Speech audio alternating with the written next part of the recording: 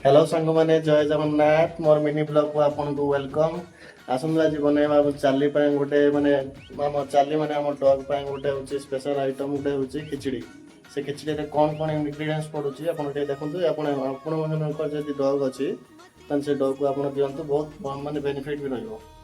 एमती आमर निजर छुआर जमी केयर नौ सेमती डग भी आम गोटे छुआ तार भी ठीक ठाक केयर नबार अच्छी सब ग्रीन वेजिटेबल नबार अच्छी।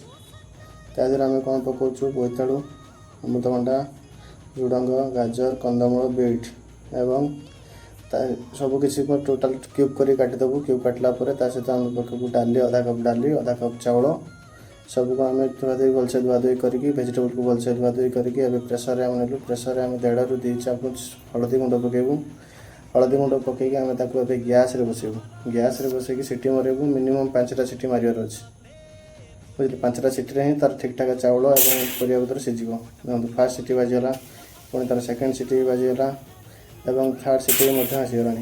थर्ड सीटी आसगला फोर्थ सीटी पर 5 नंबर सीटी एवं गैस रे ओल्लई ठंडा कर तुम डग को आप सर्व करें। जय जगन्नाथ।